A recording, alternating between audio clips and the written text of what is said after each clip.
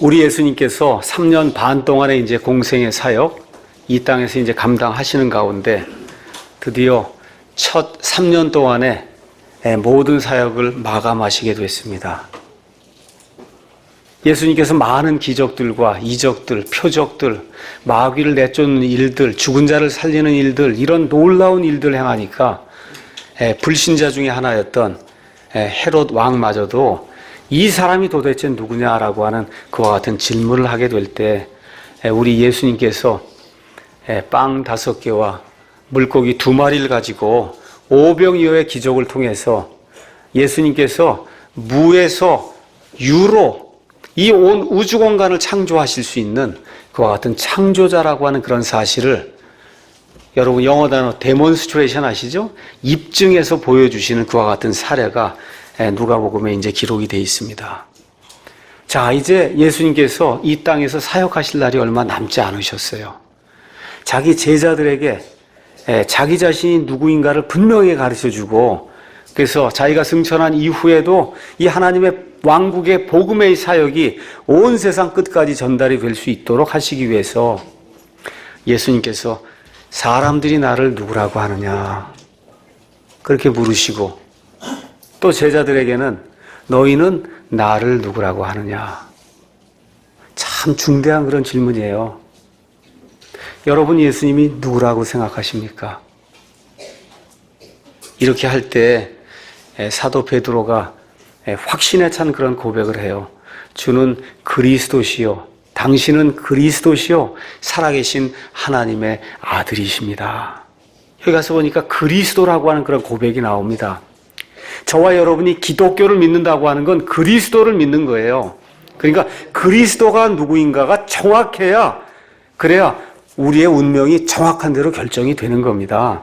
그 그리스도는 히브리말 메시아를 그리스말로 번역한 거예요. 그래서 기름 부음을 받았다.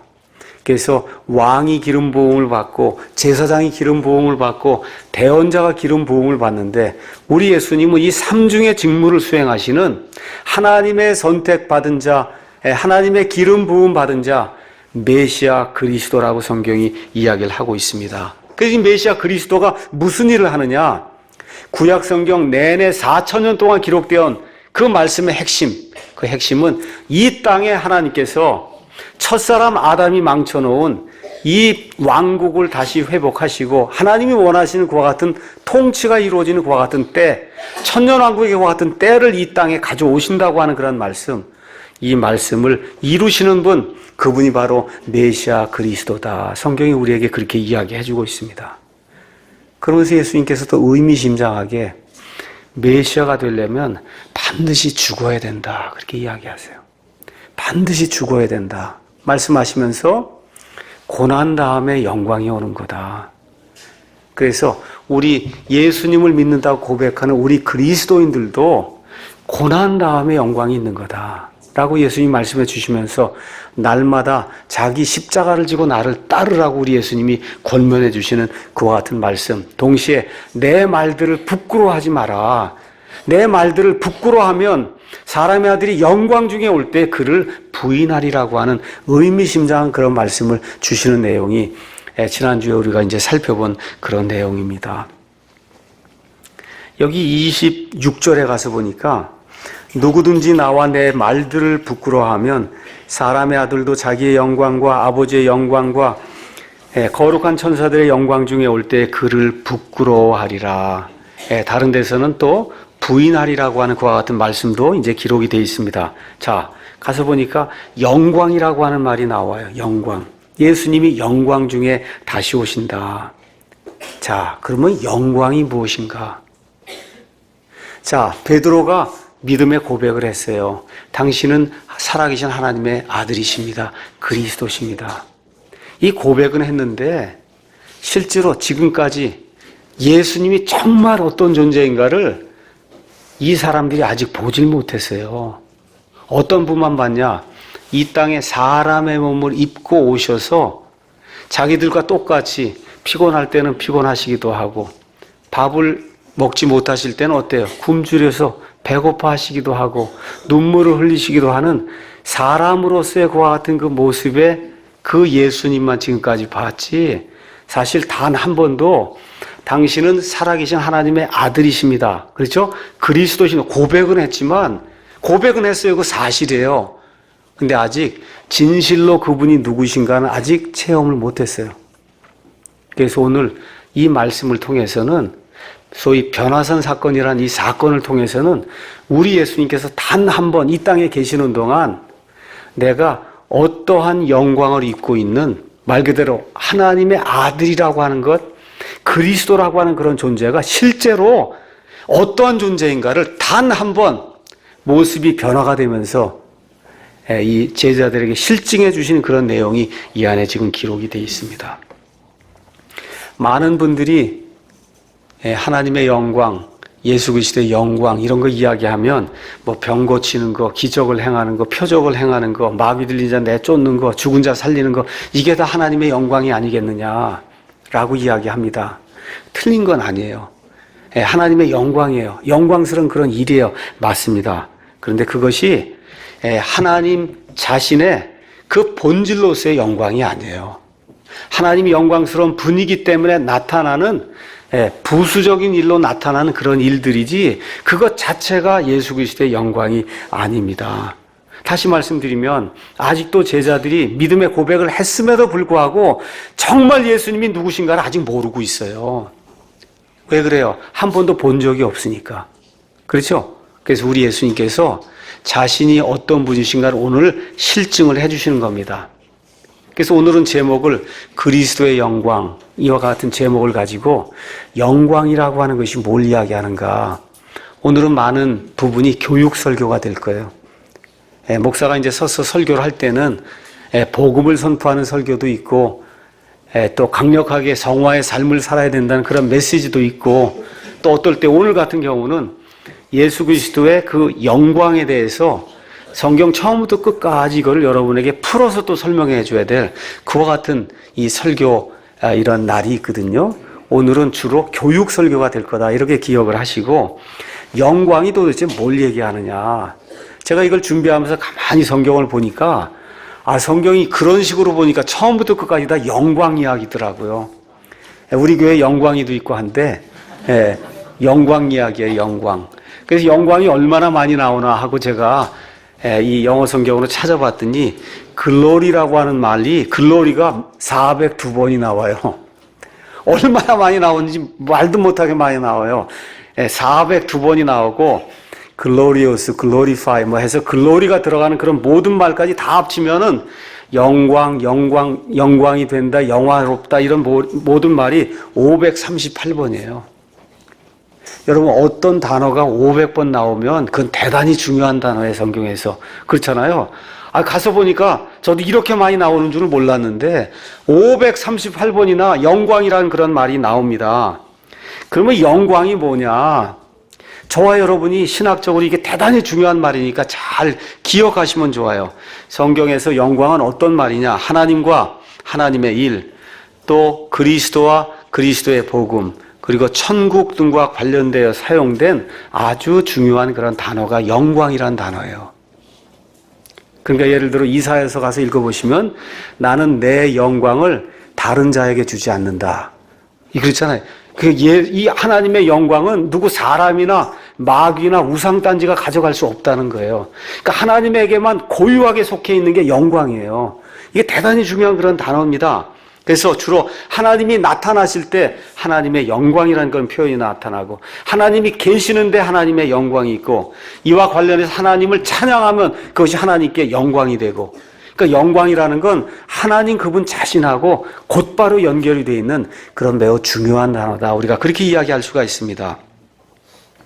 그래서 영광이 나타나는 것을 구약부터 신약까지 쭉 찾아보니까 구약에는 언제부터 영광이 주로 나타나느냐 하면 하나님께서 모세를 통해서 이스라엘 백성을 이집트에서 탈출시키는 이와 같은 그 부분부터 다시 말씀드려 예수님 오시기 약 1500년 전에 이스라엘이라고 하는 그와 같은 민족 국가가 형성되는 그 시점부터 영광이라고 하는 그런 말이 많이 나타나기 시작합니다. 그래서 가서 보니까 시내산을 덮은 그런 구름 거기에 하나님의 영광이 있었다 그래요. 또 이스라엘 백성이 성막을 만들었어요. 성막 위에 거기 구름이 있었어요. 그 구름 위에 뭐가 있어요? 하나님의 영광이 있었어요. 그렇죠? 그래서 그 영광을 통해서 하나님이 하나님의 임재, 내가 여기 있다. 그렇죠? 예, 그 다음에 또 하나님의 이 놀라우신 것과 같은 권능을 보여주시는 이런 것들이 하나님의 영광으로 이제 표현이 되어 있습니다. 그러니까 하나님의 영광이 뭐냐 하면 하나님의 은혜와 하나님의 선함과 그 다음에 하나님의 불쌍히 여기시는 것을 계시하는 것, 이런 것들이 이 구름을 통해서 나타난 하나님의 영광을 통해 우리에게 이제 보여지고 있습니다. 자, 사람이 하나님 직접 볼 수 있습니까? 없습니까? 없어요. 그래서 출애굽기에도 이제 가서 보시면 제가 조금 이따 다시 말씀드리겠지만 하나님이 직접 하나님의 영광을 보여줄 수가 없기 때문에 간접적으로 하나님의 영광을 보여주세요. 그래서 이런 하나님의 영광을 접하게 되면 그 영광의 사람들이 감탄을 하게 되고 그 결과 어떻게 되냐? 죄를 통회하게 돼요. 제가 잘못했습니다. 하나님의 영광을 보게 되면, 그러니까 저와 여러분이 구원받는다고 하는 것은 뭐예요? 우리는 엄청나게 낮고 천하고 하나님은 대단히 귀중한 분입니다 하는 거 알게 되면 구원받는 거예요. 그걸 알게 될 때 그게 뭐예요? 나는 엄청나게 약하고 무지하고 천박한 그런 사람입니다. 하나님은 우주 공간 밖에 있는 무지무지하게 크고 말 그대로 영광이 넘치는 분입니다. 우리가 고백을 하게 될 때 하나님의 영광을 보는 거예요. 그러니까 하나님의 영광을 보지 못한 사람은 구원받을 수가 없어요. 하나님의 영광 안에는 하나님의 권능, 하나님의 무소부재하신 것과 같은 능력이 그 안에 들어있는 겁니다. 그래서 이 하나님의 영광을 보게 될 때 이사야 같은 경우 하나님의 영광을 하나님이 보여주게 될 때 어떻게 해요? 오, 화로다 나요. 그렇죠? 내가 하나님의 영광을 보고 내가 죽을 자가 되었도다 하고 자기 자신을 내려놓고 회개하는 그와 같은 일이 100% 생기게 됩니다. 그래서 하나님의 영광, 이걸 보게 되면 어떻게 돼요? 하나님을 찬양하는 그런 일이 나오는 그런 순서로 구약시대에 하나님의 영광이 표현이 되어 있습니다. 자, 구약시대에는 하나님께서 간접적으로 자신을 계시해 주셨어요. 근데 신약시대에는 하나님 자신이 이 땅에 하나님의 영광으로 오세요. 그분이 누구세요? 예수 그리스도십니다. 그래서 그 예수님이 바로 하나님의 영광의 광채세요. 그분이 하나님의 본질 그 자체의 형상이라고 성경이 우리에게 이야기하고 있어요. 그래서 예수님의 부활, 이거 사람이 못하는 거잖아요. 그게 뭐예요? 하나님의 영광이란 말이에요. 예수님의 승천, 사람이 어떻게 해요? 그게 뭐예요? 하나님의 영광이에요. 하나님의 파워예요. 하나님의 거룩하신 능력, 이런 것이 성경에 하나님의 영광으로 그렇게 표현이 되어 있습니다. 그래서 십자가 역시 죄에 대해서 예수님이 승리하신 그와 같은 승리로서 십자가 역시 하나님의 영광을 드러낸다. 성경이 그렇게 이야기하고 있습니다. 그래서 예수님이 고난을 통해 지금 하나님의 왕좌 오른편에 들어가셔서 영광 가운데 계시다가 오늘 읽은 말씀처럼 영광 가운데 이 땅에 다시 내려오실 거예요. 그래서 예수님을 믿는 자는 예수님을 따라가는 사람이에요. 그러니까 결국 예수님 영광 중에 있으니까 저와 여러분도 나중에 어떻게 돼요? 영광 중에 있게 될 거예요. 예수님의 영광 중에 있기 때문에 저와 여러분이 영광 중에 있는 겁니다. 한마디로 그것이 뭐냐? 하나님의 본성에 참여하는 자가 되는 거예요. 하나님 자체가 영광입니다. 하나님 자체가 빛이에요. 여기에 저와 여러분이 참여하는 자가 된다고 성경이 우리에게 이야기해주고 있는 겁니다. 그래서 예수님께서 이 땅에 오셔서 주기도문이라고 하는 그런 기도를 유대인 제자들에게 가르쳐 주셨는데 주기도문 맨 끝에 가니까 뭐라 기록이 되어 있어요?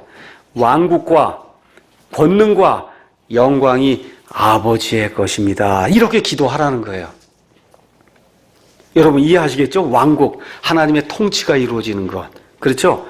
그 다음에 하나님의 권능이 나타나는 것. 이 모든 걸 통틀어서 영광이라고 표현하는데 이 영광이 아버지의 거라는 거예요. 저와 여러분의 것이 아니라. 근데 놀라운 사실은 예수님을 믿게 될 때 그 영광에 저와 여러분이 같이 참여한다는 겁니다. 자, 그래서 구약의 영광을 조금 더 구체적으로 한번 살펴보도록 하겠습니다. 구약 시대의 영광은 히브리 말로 쉐카이나 영광 그래요. 쉐카이나. 쉐카이나라고 하는 말은 하나님이 실질적으로 현현하셨다는 뜻이에요. 하나님이 실질적으로 임재하시며 자신을 드러내셨다는 거예요. 그러니까 하나님의 임재 그 자체로서의 영광. 그래서 이렇게 보면 물리적으로 보였어요. 하나님이 나타나신 것이. 어떻게 보였냐? 여러분 출애굽기 가서 13장 가서 보시면 이집트를 탈출할 때 하나님께서 낮에는 구름 기둥으로 밤에는 불 기둥으로 함께 하면서 주의 영광을 나타내셨다 그랬어요. 다시 말씀드려 구름 기둥, 불 기둥 눈에 보이는 겁니까? 안 보이는 겁니까? 보이잖아요. 눈에 보이게 나타나셔. 그래서 구름 기둥이 나타나고 밤에 불 기둥이 딱 나타나면 거기 누가 계신 거예요? 하나님이 나타나시. 하나님이 계신 거를 주의 영광이라고 표현하신 거예요. 주의 영광. 그러니까 주의 영광이 곧 하나님이에요. 자, 또 어떤 것이냐? 그 끝난 이후에 모세가 이 구름 기둥과 그 다음에 불 기둥 이런 것들을 직접 보고 또 모세가 2번이나 시내산에 올라가서 하나님과 40일 동안 같이 있으면서 두 돌판에 하나님의 10가지 명령을 받아 갖고 왔어요. 자, 그랬는데 하나님을 직접 볼 수 있었을까요? 없었을까요? 보면 죽으니까 못 보죠. 그 몸 안에서 대화는 나누고 다 했어도 못 봤단 말이에요. 그러니까 모세가 너무너무 궁금한 거예요. 그렇죠? 그래서 뭐라 그래요? 하나님의 영광을 한번 보여주십시오. 그거를 하나님을 보여달라 그러지 않고 하나님의 그게 제가 말씀드린 하나님의 영광이 곧 하나님이란 말이에요. 하나님의 영광을 제게 좀 보여주십시오 하게 될 때 하나님이 그거 간청을 들어주시잖아요. 그런데 직접 보면 죽으니까 어떻게 하세요? 뒷모습만 살짝 하나님이 보여주신 그런 내용이 출애굽기 33장에 기록이 되어 있습니다. 이 33장 기록이 끝난 다음에 모세가 하나님을 마주 대하고 했지만 보진 못했지만 하나님과 이야기를 나누고 그리고 산에서 내려왔더니 모세의 얼굴이 어떻게 변했어요? 빛이 쫙 나갔고 그걸 보는 사람들이 너무 놀래갖고 다 무서워서 피하는 그런 내용이 34장에 기록이 돼 있어요. 그게 하나님의 영광이에요.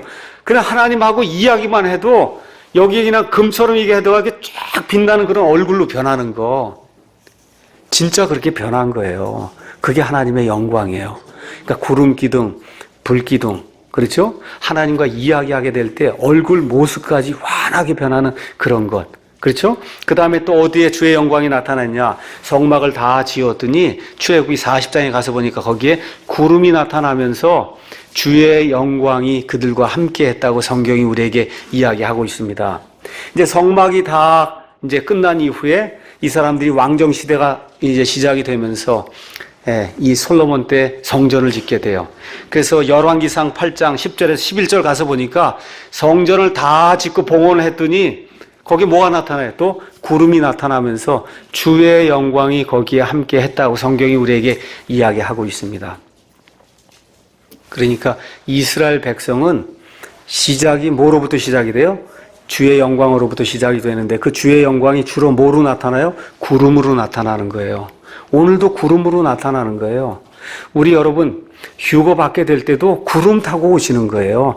예수님 올라가셔서 승천하실 때도 어떻게 구름 타고 올라가시는 거예요. 이 구름이 다 뭐하고 상관이 있는 거냐 하면 하나님의 영광을 표현한 거예요. 물리적으로 이렇게 보이도록 그렇게 사람은 그렇게 보여주는 거 외에는 볼 수가 없기 때문에 그래서 하나님의 영광을 구름으로 표현해 주신 거예요. 그래서 사람이 보고 저 구름을 딱 보면 하나님의 영광을 볼 수 있도록 하나님이 우리에게 그렇게 장치를 마련해 주셨어요.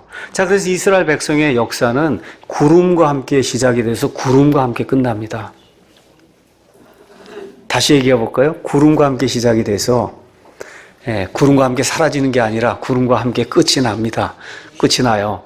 자, 이스라엘 백성이 드디어 하나의 이제 제사장 백성으로 하나님이 기뻐하시는 선민으로 하나님의 선택을 받고 전무후무하게 이 세상에 그렇게 많은 민족이 있지만 하나님의 여호와 하나님의 아내라 불리는 민족은 이스라엘뿐이 없어요. 그렇죠? 이렇게 놀라운 영광 속에 참여하는 이와 같은 은혜를 받고 하나님의 백성으로 태어났는데 처음에 잘 지냈어요. 1000년 동안은 그냥 무난했습니다. 이런 가운데 1000년 정도 시간이 지나면서 우상을 숭배하는데 그 정도가 너무 극심하기 때문에 결국 어떻게 돼요? 바빌론으로 포로 생활을 가게 됩니다. 바빌론 포로 생활을 가게 될 때 에스겔서 가서 보시면 에스겔서 11장 가서 보시면 예수님 오시기 약 560년 전쯤에 주의 영광이 하나님의 집 성전을 떠나 위로 올라가는 모습이 그 안에 기록이 돼 있어요. 다시 말씀드려 하나님의 영광이 구약시대에 이스라엘과 함께했던 하나님의 영광이 하나님의 집을 떠나서 하나님께로 다시 올라가는 모습이 바빌론 포로 생활이 시작되는 그때에 에스겔 대언자에게 계시가 된 거예요. 다시 말씀드려 하나님의 영광, 하나님의 현현, 하나님의 임재가 끝이 나게 된 거예요. 이렇게 해서 구약시대가 마감이 된 겁니다. 마감이 됐어요. 그 이스라엘 백성이 지금 그럼 뭐를 구하고 있어요? 예수님 시대 하나님의 영광, 하나님의 영광을 구하고 있는데 이번에는 하나님이 구름으로 오시는 게 아니라 하나님이 직접 사람의 몸을 입고 오셔서 우리 가운데 거하시는 그런 영광으로 나타나니까 요한복음 1장에 가서 보니까 뭐라고 기록되어 있어요? 그분이 바로 아버지의 독생하신 분의 영광이다. 우리가 그 영광을 보니 뭐라 그래요? 은혜와 진리가 충만하다고 지금 성경이 우리에게 이야기해주고 있는 겁니다. 그래서 누가복음 2장 8절에서 9절 가서 보니까 거기 목자들이 양을 치고 있는데 뭐가 나타나요? 주의 영광이 나타났단 말이에요. 에스겔 당시에 이 사람들의 극도의와 같은 우상 숭배 때문에 이스라엘을 떠났던 주의 영광이 다시 나타나게 되면서 그 주의 영광이 사람의 몸을 입고 이 땅에 나타나는 그와 같은 일이 생기게 됩니다. 그래서 말씀이 육신이 되어 우리 가운데 거하심에 우리가 그분의 영광을 보니 하나님의 독생하신 분의 영광이요 은혜와 진리가 충만하더라. 성경이 그렇게 이야기하는 겁니다. 그래서 신약 시대는 구름 같은 걸로 영광이 나타나는 게 아니라 하나님 자신이 우리에게 영광으로 오시는 그런 시대예요. 근데 지금 문제가 뭐예요? 여기 3년 동안이나 이 12명의 제자들이 예수님을 쫓아다녔는데 그걸 아직 모르는 거예요. 뭐만 알고 있어요? 그리스도시다. 하나님의 아들이다. 이건 분명히 하나님의 아들이 이건 분명히 알고 있는데 아직 체험을 못했단 말이에요. 그렇죠? 예수님이 어떤 분이신가, 예수님의 실체가 정말 어떤 분인가 하는 걸 아직 체험하지 못했단 말입니다. 그래서 오늘 누가복음 9장 27절에서부터 36절에 여기에는 우리 예수님께서 보여주시고자 하는 예수님 자신의 본질이 무엇인가가 이 안에 표현이 되어 있습니다. 다시 말씀드릴게요. 예수님 공생애 하시는 동안에 예수님의 영광을 많이 드러냈습니다. 병든 자 무슨 병이든 오면 고쳐주셨어요. 마귀 들린 자 다 마귀를 내쫓아 주셨어요. 심지어 죽은 자도 살려주셨어요. 이거 예수님의 영광을 드러낸 거 사실임에도 불구하고 이것 자체가 예수님의 영광이 아니다. 예수님이 드디어 공생의 사역 중에 단 한 번 내가 어떤 존재다 하는 걸 드러내 보여주시는 사건이 지금 변화산 사건입니다. 변화산 사건. 자, 이 변화산 사건을 통해서 27절 가서 보니까 그러나 내가 너희에게 진실을 말하노니 여기 서 있는 사람들 중에는 죽음을 맛보기 전에 하나님의 왕국을 볼 자들도 더러 있느니라. 지금까지 계속해서 하나님의 왕국을 선포했어요. 왕국이 확장이 되고 있어요. 그런데 아직도 전체적인 그런 왕국을 보지 못했다는 거예요. 그 왕국엔 누가 가장 중요해요? 왕이 중요하잖아요. 그러니까 왕국을 보면 누굴 보는 거예요? 왕을 보는 거예요. 그렇죠? 지금까지 왕이 어떤 존재인가를 정확히 본 자가 없는데 요 12명 중에 몇 사람은 내가 보여주겠다. 죽기 전에. 그렇죠? 그렇게 하시고는 28절에 이 말씀들을 하신 뒤 여드레쯤 돼요. 한 일주일쯤 지나서 그분께서 베드로와 야고보와 요한과 야고보를 취해 기도하러 산에 올라가시더라. 이 산의 이름은 우리가 어딘지 알 수가 없습니다. 다만 예수님의 모습이 변화가 됐기 때문에 이 산의 이름을 변화산이다. 그렇게 이야기해요. 어디 있는지는 알 수가 없어요.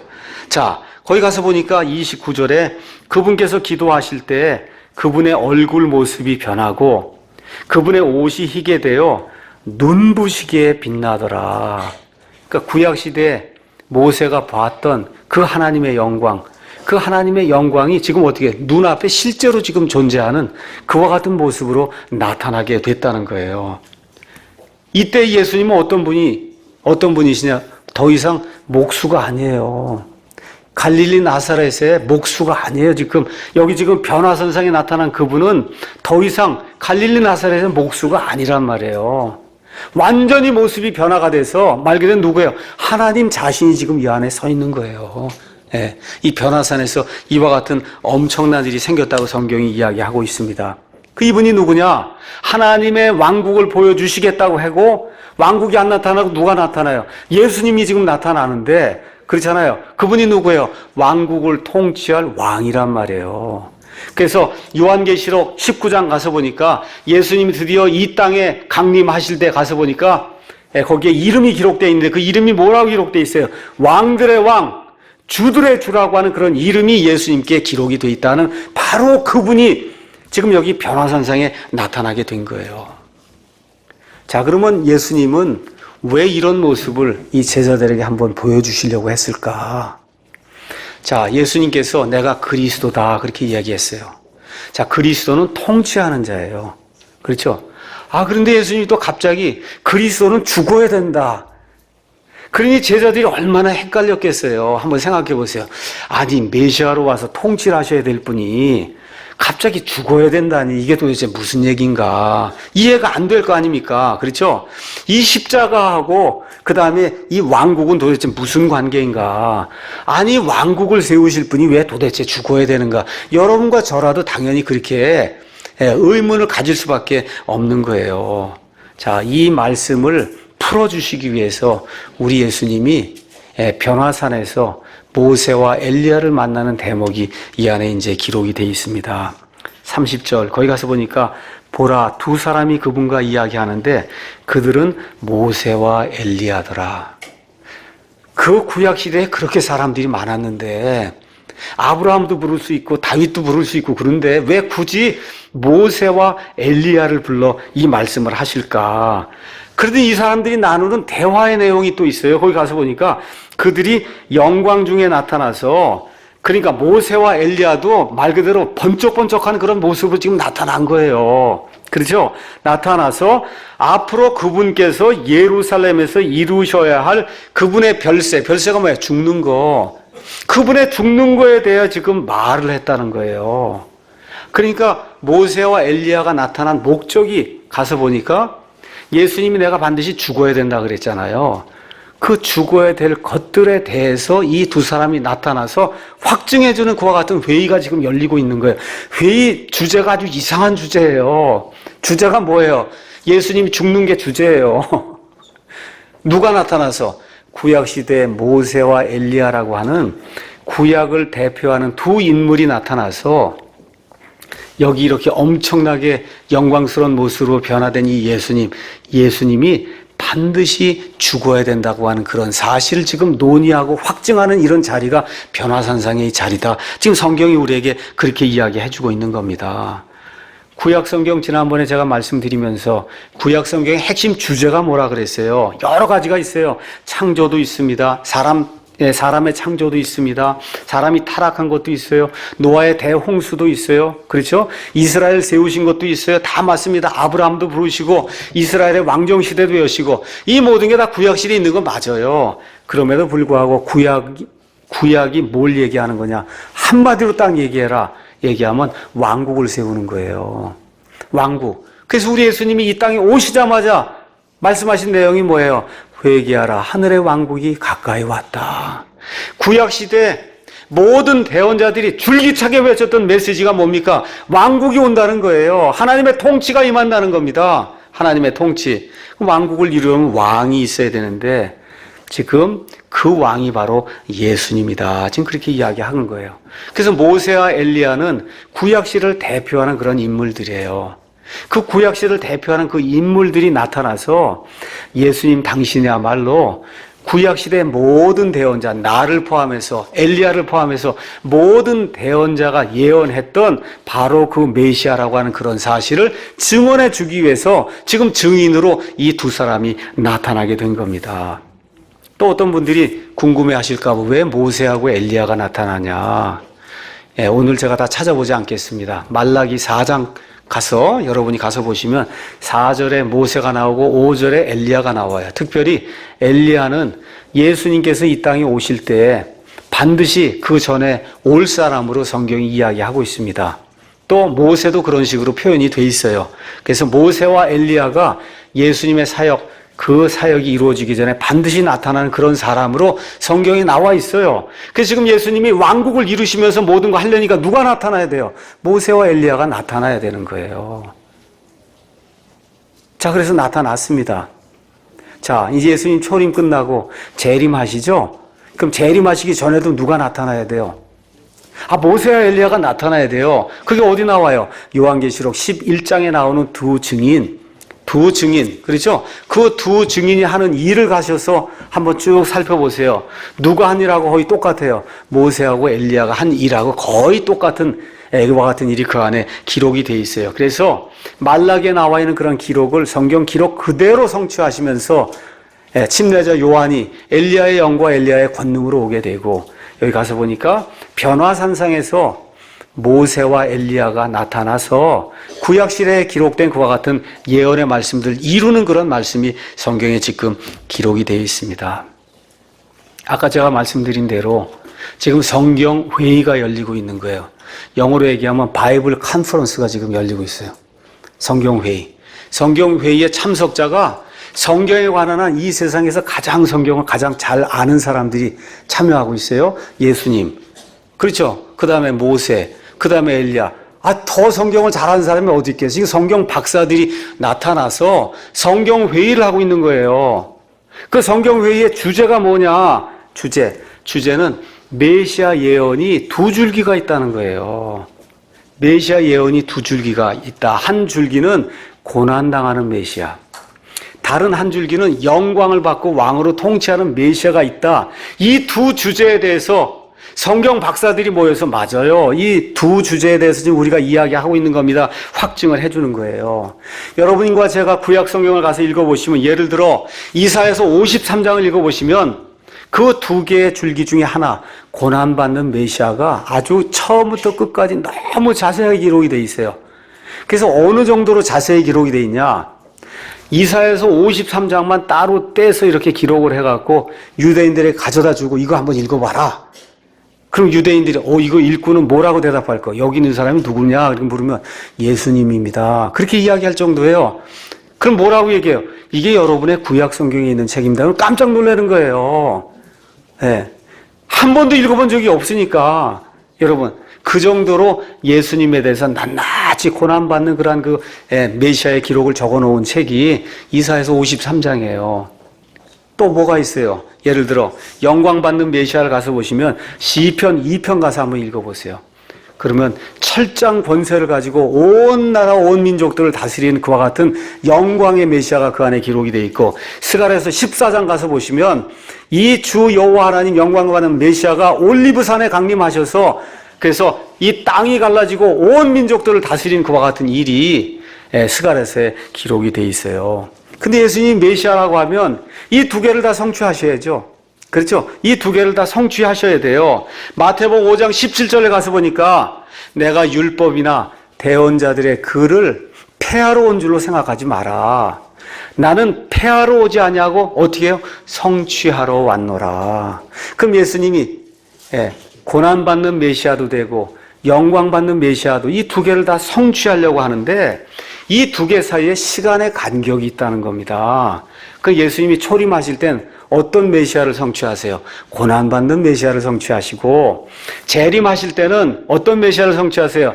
영광받는 그런 메시아를 성취한다는 걸 보여주시는 거예요.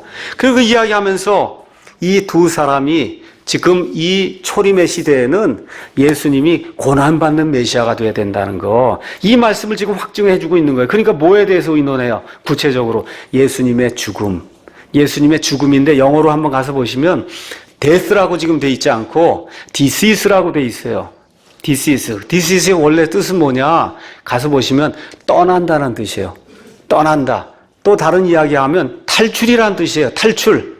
탈출이란 말이 여러분, 출애굽기란 책의 이름이 영어로 가서 보시면 엑소더스, 탈출이에요. 그러니까 다시 말씀드려, 여기 가서 보니까 그들이 영광 중에 나타나서 앞으로 그분께서 예루살렘에서 이루셔야 될 그분의 탈출에 대하여 말하였다. 이렇게 이야기하는 거예요. 그분의 탈출. 왜 탈출 이야기가 나오냐? 모세가 뭘 했어요? 이집트 탈출 이룬 거예요. 맞습니까? 엘리야가 무슨 탈출을 이래요? 우상 탈출을 이뤘단 말이에요. 그럼 예수님은 어떤 탈출을 이루시냐? 저와 여러분을 위해서 죄와 사망에서의 탈출을 이루시는 분이란 말이에요. 그래서 지금 탈출이라고 하는 그런 동일한 그런 단어를 써서 모세가 이집트에서 백성을 탈출시킨 것처럼 엘리야가 우상들에서 이스라엘 백성을 탈출시킨 것처럼 우리 예수님께서 이 땅의 죄와 사망에서 우리를 탈출시킬 것에 대해서 지금 의논하는 그런 대목이 이 안에 기록이 되어 있고 그 탈출을 위해서는 예수님이 죽어야 된다는 거예요. 예수님이 반드시 죽어야 된다는 이사야서 53장에 나와 있는 고난받는 그 메시아에 대한 그 말씀을 확증해내는 그런 내용이 이 안에 지금 기록이 되어 있는 겁니다. 그런데 32절에 이렇게 중요한 시점이 되면 꼭 세 명이 잠을 잡니다. 그렇죠. 가서 한번 읽어보세요. 이거 제 얘기가 아니에요. 베드로와 또 그와 함께한 자들은 깊이 잠드니라. 아니, 이게 보통 중요한 시점이 아닌데 이때 되면 꼭 잠들어요. 언제도 그래. 겟세마네 갔어서 예수님 내일 내가 죽는다. 이 중요한 시점에 또 자잖아요. 오늘 중요한 이야기 하는데 여러분, 이거 조시는 분 혹시 있으세요? 네, 이 중대한 때는 눈을 떠야 돼요. 네. 자, 이렇게 눈을 이제 뜨는 내용이 그 다음에 그들이 깨어나서 그분의 영광과 그분과 함께 선 또 영광이 나오죠? 얼마나 멋있게 이게 모습이 변했는지 깜짝 놀란 거예요. 그분의 영광과 이 땅에 지금까지 3년 동안 예수님이 쫓아다녔는데 이런 영광 본 적이 있어요? 없어요? 한 번도 본 적이 없단 말이야. 너무 놀란 거예요. 너무 놀라서 그분의 영광과 그분 옆에 선 두 사람을 보더니 두 사람이 그분을 떠날 때 베드로가 너무너무 이 영광 이게 떠나면 안 되니까 베드로가 예수님께 이르기를 선생님이여 우리가 여기 있는 것이 너무 좋습니다. 여러분 얼마나 좋았으면 우리가 여기 있는 게 너무 좋습니다. 장막 3개를 짓고 여기 3분이 있고 우리가 셋이 있으니 죽을 때까지 섬길 테니 이 장막 3개를 짓고 우리와 함께 여기서 같이 좀 있으시면 어떻겠습니까? 지금까지 3년 동안 봤던 그 예수님이 아니란 말이에요. 예수님의 본체가 거기 보여진 거예요. 그러니까 너무너무 좋습니다. 떠나지 않겠습니다 하고 고백하는 그런 내용이 이 안에 이제 기록이 돼 있어요. 이것도 구약성경과 구약성경과 잘 비교를 해서 이해를 하셔야 돼요. 장막을 왜 짓느냐? 장막을 짓는 절기를 무슨 절기라 그래요, 여러분? 장막절. 그렇죠? 바로 이 장막절이 예수님이 재림하셔서 예수님의 통치가 이루어질 때 온 세상 모든 사람들이 지켜야 될 그러한 절기가 바로 장막절이에요. 그러니까 그 장막절 하면 이 사람들이 생각하는 게 예수님의 통치, 예수님의 왕국, 메시아의 왕국, 이 장막절을 지키면서 이 사람들이 그걸 기억을 했단 말이에요. 그러니까 베드로가 단순히 그냥 장막을 짓자고 얘기한 게 아니라 우리 조상들이 지금까지 기다려오고 지금까지 하면서 행해왔던 이 장막절의 깊은 의미가 뭐냐? 예수님의 메시아 통치라는 거예요. 이렇게 되니 이 예수님이 왕이신 걸 두 눈으로 확인했사오니 이제 우리가 장막을 짓고 장막절을 지킵시다. 이제 그렇게 이야기하는 내용이 이 안에 이제 들어있는 겁니다. 또 하나는 뭐가 또 있을까요? 예수님, 고난 이런 거 받지 말고 그냥 영광만 계속 받으면 안 됩니까? 그 얘기도 들어있는 거예요. 여러 가지 복합적인 의미가 들어있는데 예수님이 죽는다고 말씀하시니 예수님 그러지 말고 이 영광을 보니 너무 좋습니다. 그렇죠? 예, 그러니까 죽지 마시고 영원토록 우리가 같이 사시면 어떻습니까? 하고 제안하는 그런 일들이 이 안에 기록이 되어 있어요. 그래서 많은 경우에 선한 사람들이 잘못된 요구를 예수님께 하는 경우도 있다. 근데 예수님 죽으셔야 돼요? 안 죽으셔야 돼요? 죽으셔야 돼요. 예수님 죽지 않으면 이 모든 게 안 돼요. 반드시 먼저 죽은 다음에 영광이 있는 거예요. 죽은 다음에 영광이 있는 거다. 맞죠? 그래서 날마다 자기 십자가를 진 이후에 우리가 영광을 받는 거예요.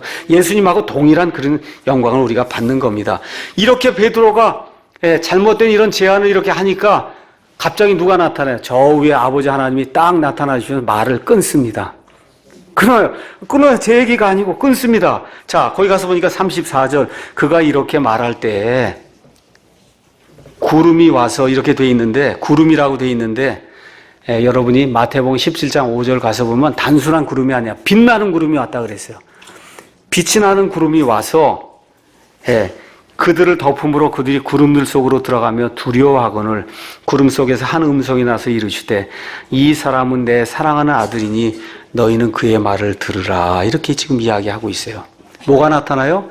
빛나는 구름. 이 빛나는 구름 누가 가장 먼저 봤어요? 모세가 봤던 거예요. 엘리야가 봤던 거예요. 그렇죠? 성막에 있던 그 구름, 성전에 있던 바로 그 구름. 그런데 지금은 이 구름이 떠나고 난 다음에 거기 가서 보니까 36절에 그 음성이 지나가고 구름이 다 지나가니까 누구만 홀로 남았어요? 예수님만. 그러니까 이런 것들은 다 떠나가도 영광 그 자체가 지금 남아있다 그 얘기입니다. 그렇죠? 이런 놀라운 말씀들이 요 짧은 28절에서 이 36절 그 안에 지금 남아있는 거예요. 그래서 성경 가서 보시면 이 구름은 하나님의 임재, 또 하나님의 나타나심, 하나님의 영광, 하나님의 이와 같은 모든 것들을 표현해 준 그와 같은 이 대상이 바로 구름이에요. 그래서 예수님 승천하실 때도 구름이 나타나고 예수님 공중에서 강림하셔서 우리를 데리고 올라가실 때도 구름이 나타나고 구름이 나타나는 일이 성경이 그래서 묘사가 되어 있는 겁니다. 자, 하나님이 무엇라고 말씀하시냐? 이 사람은 내 아들이다.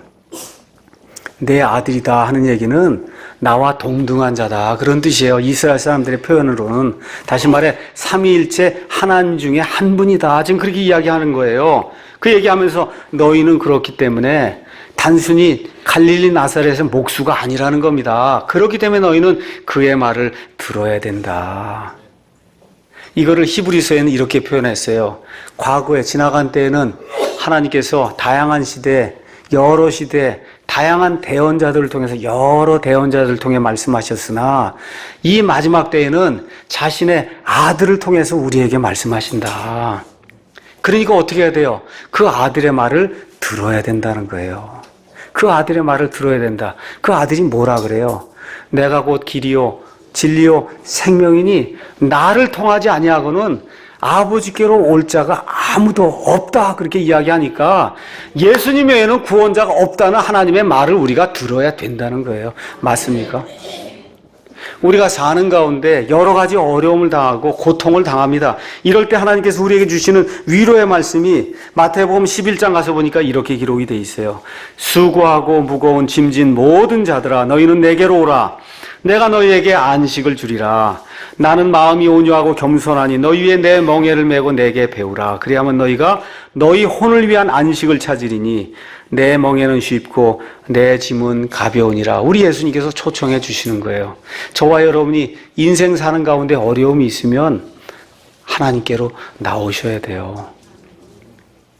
지난 한 30년 동안 어제 결혼 예식이 있어서 가서 가만히 결혼 예식 집례도 하고 이렇게 가만히 보니까 결혼한 지 31년이 됐더라고요. 무일푼으로 결혼했는데 말 그대로 무일푼으로 결혼했어요. $100짜리 결혼 반지 하나 이렇게 나눠주고 그러고선 같이 결혼을 하고 그러고 살았는데 애가 셋이 생기고 손주가 있고 집이 있고 차가 2대가 있고 여기 교회가 있고 성경이 있고 이건 뭐 말로 할 수 없는 그와 같은 은혜 위에 은혜지 않습니까? 이게 그렇잖아요. 어려울 때마다 하나님께 나아간 거예요. 다른 거 아무것도 없어요. 제게 무슨 힘이 있어요? 어려울 때마다 하나님께 나아가는 겁니다. 여기 나와 있는 대로 내 멍에는 쉽고 내 짐은 가벼우니 내게로 와라. 내가 내게 안식을 주리라. 우리 예수님 말씀하셨으니까 하나님이 말씀하신 대로 그의 말을 들으라고 이야기하니까 저와 여러분이 그 예수님의 말씀을 들어야 됩니다. 자, 이 말씀과 더불어 제가 오늘 교육 설교니까 2가지만 여러분에게 말씀을 드리고 마치겠습니다. 베드로 후서로 가서 보겠습니다. 베드로 후서 1장 가서 보니까 1장 16절에서 21절 거기 가서 보니까 우리가 너희에게 우리 주 예수 그리스도의 권능과 오심을 알려줄 때 예수님의 재림에 대해서 알려줄 때 교묘히 꾸며낸 이야기들 따르지 아니하였으며 우리는 그분의 위엄을 눈으로 본 자들이니다. 이렇게 기록이 되어 있어요. 맞죠? 그분의 위엄을 눈으로 봤다. 이렇게 이제 기록이 되어 있습니다. 가서 보니까 위엄, 마제스티. 우리 지금 마제스 찬송가의 그 위엄을 봤다는 거 어디서 봤어요? 변화산상에서 봤잖아요. 그렇죠? 그거 쭉 다 이야기하면서 19절에 이러한 것들을 눈으로 다 봤음에도 불구하고 또한 우리에게는 어때요? 더 확실한 대언의 말씀이 있으니 날이 새어 샛별이 너희 마음속에 떠오를 때까지 너희가 어두운 곳에서 비치는 빛을 대하듯 이 말씀에 주의를 기울이는 것이 잘하는 것이니라. 우리가 많은 걸 체험할 수 있어요. 여러 가지 것들 경험할 수 있습니다. 그럼에도 불구하고 이 말씀이 더 확실한 대언의 말씀에 이게 우리의 체험보다 베드로가 변화된 예수님 모습 봤습니까? 안 봤습니까?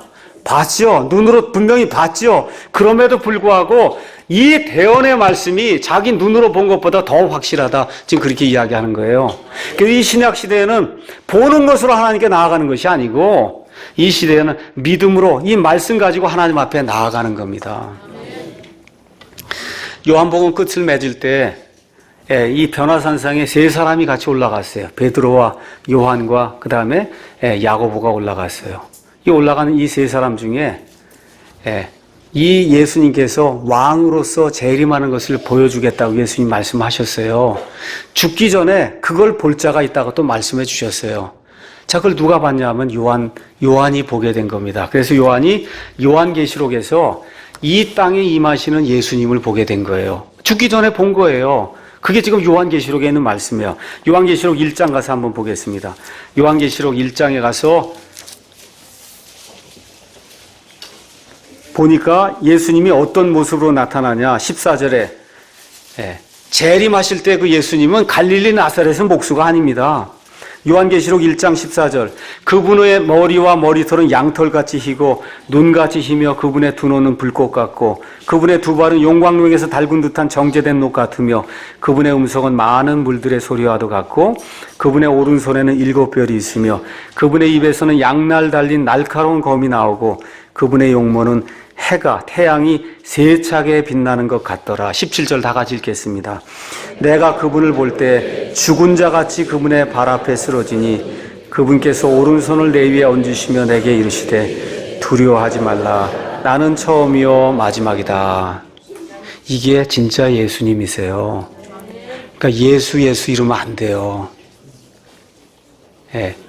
경홀히 예수님 부르면 안 돼요. 예수님 그러셔야지. 예수 그가 어쩌고 이게 그냥 그거 잘못된 사람들이에요. 목사라도 그거 잘못된 목사예요. 이분이 바로 요한이 3년 반을 쫓아다녔어요. 예수님의 품에 이렇게 기대서 밥을 먹던 사람이에요. 그런데 지금 여기 진짜 예수님이 나타나는데 보니까 너무너무 영광과 위엄이 가득 차니까 뒤로 넘어져서 죽은 자 같이 됐다는 거예요. 이게 바로 영광 중에 바로 예수님이에요. 예수님을 경홀히 여기시면 안 돼요.